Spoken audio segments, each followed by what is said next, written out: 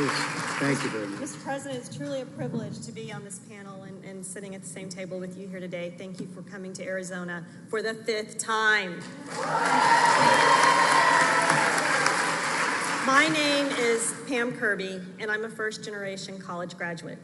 I also serve on the Latinos for Trump Advisory Board, and I'm the first vice chair of the Arizona Republican Party.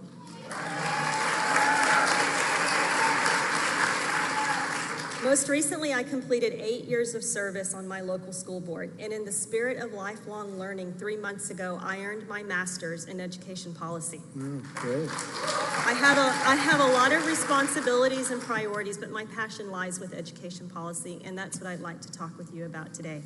I first want to lead by thanking both you and Ivanka, who, by the way, she did a fabulous job introducing you at the convention, for the reauthorization.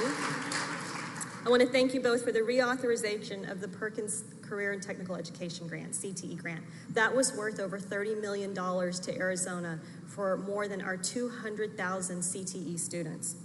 I want to thank you for your efforts to roll back federal intrusion in our classrooms.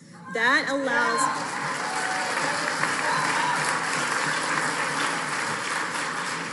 allows our local districts to better respond to their community's needs rather than wasting valuable resources chasing down one-size-fits-all mandates from Washington, D.C.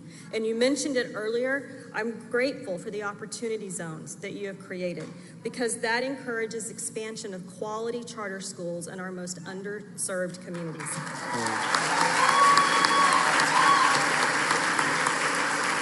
Mr. President, Arizona is a national leader in school choice, but even so, 80% of our 1.1 million K-12 students enroll in a public district school, and almost half of them are Latino. My 8 years of service on the school board taught me that we cannot continue with the status quo if we want to be competitive in a global economy. We must stop the radical indoctrination that's happening in our classrooms.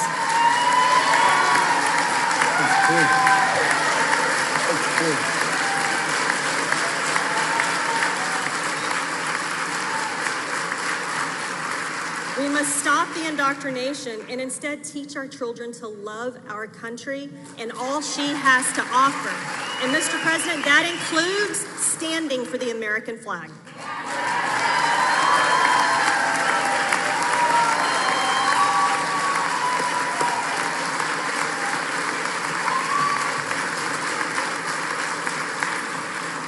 We must have an education system that prioritizes the children over the adults and funds the student instead of the institution.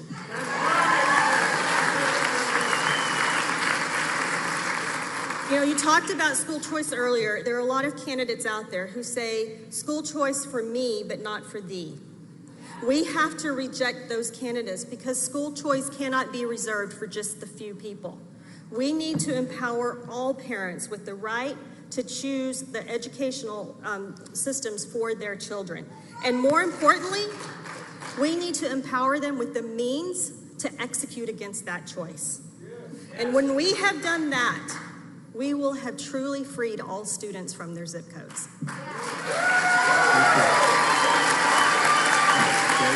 Thank you very much.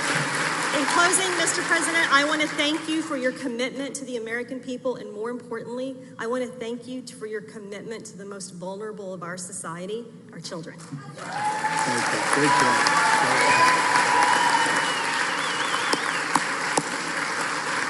Great job. Thank you. School choice. Absolutely right.